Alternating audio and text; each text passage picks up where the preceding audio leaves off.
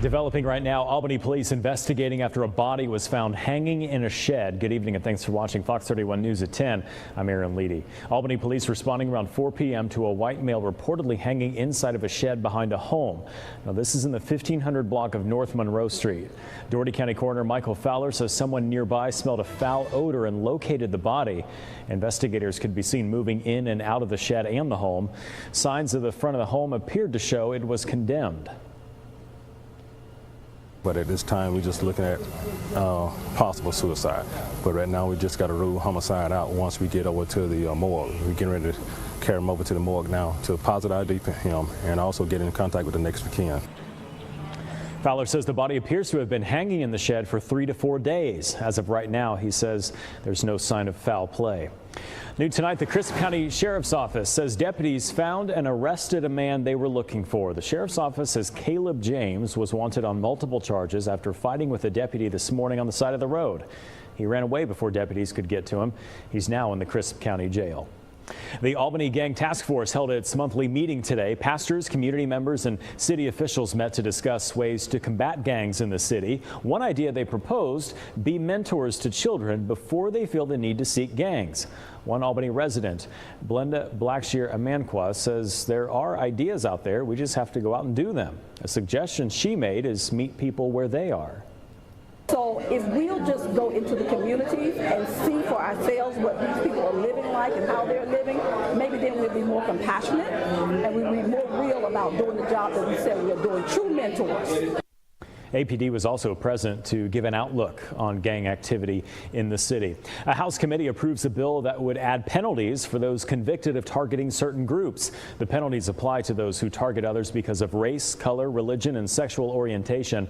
Under the bill, a misdemeanor offense would result in up to 1 year in prison. A felony would result in up to 2 years in prison. Now, if it becomes law, Georgia would join 45 other states with an official hate crime law.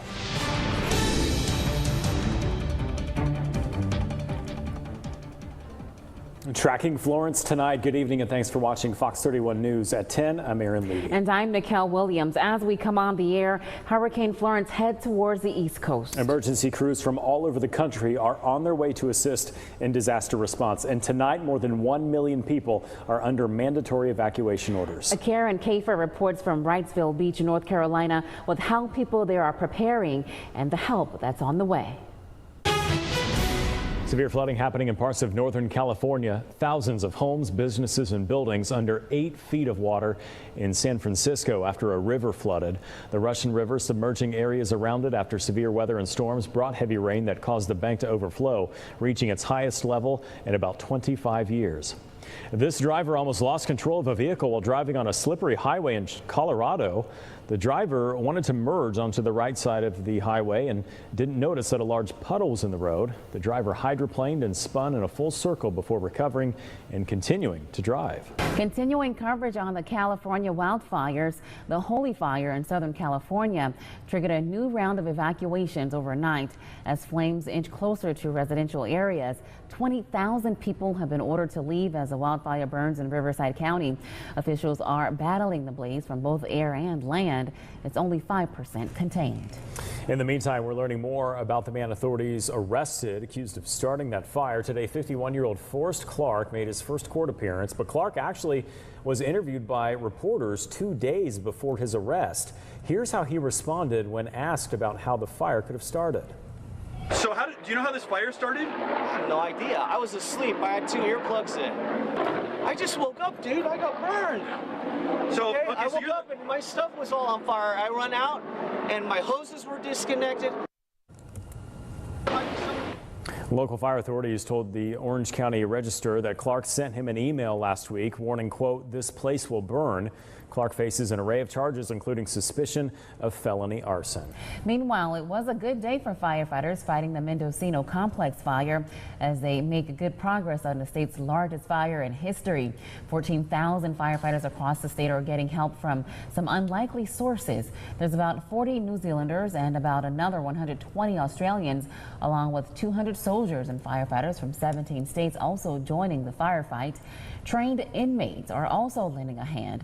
Nearly 2,000 prisoners work the front lines in exchange for pay and a reduction in their sentences.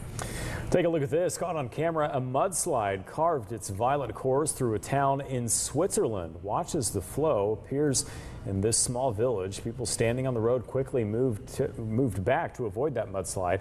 The heavy, fast-moving landslide ran through a track and onto a street, and some structures were destroyed, but thankfully no one was hurt, according to Swiss TV.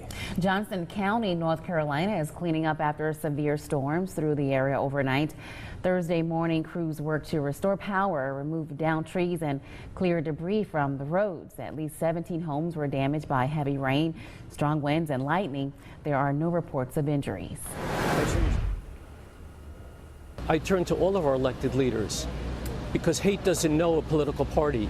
Hate is not blue, hate is not red, hate is not purple. Good evening and thanks for watching Fox 31 News at 10. I'm Nicole Williams. And I'm Aaron Leedy. Saturday was the deadliest case of anti-Semitic violence in American history. 11 people gunned down during Saturday services as the victims are now being laid to rest. Today, President Trump visiting the area, meeting with the injured and first responders, and urging the community to return to normal as soon as possible. But some people there say the president's visit today was inappropriate. Some local Jewish leaders claim his heated rhetoric and embrace of nationalism is partly to blame for the shooting. I think he would cause more strife and ill feeling and sadness. Others see the incident as part of a broader pattern of racial and political violence in America today. And while they don't blame the president, they say he should be doing more to bring the country together. And President Trump did not meet with any officials while in Pittsburgh today. Fox 31's Alexandria Ikamoni is live in the studio to tell us exactly who the president invited and why they didn't agree to meet with him. Alexandria. Live in the studio, Alexandria Ikamoni, Fox 31 News. Alexandria, thank you. We're now learning more about the victims of Saturday's deadly synagogue shooting. Rose Mallinger from the Squirrel Hill neighborhood in Pittsburgh was one of the 11 people killed at the Tree of Life Synagogue. The former school secretary is being remembered as a vibrant, sweet, and lovely woman. Those who know her say she greeted people with a hug and a smile. Mallinger was 97 years old. We're now going to send things over to Fox 31 meteorologist Nathan Hopper for a first look at our forecast.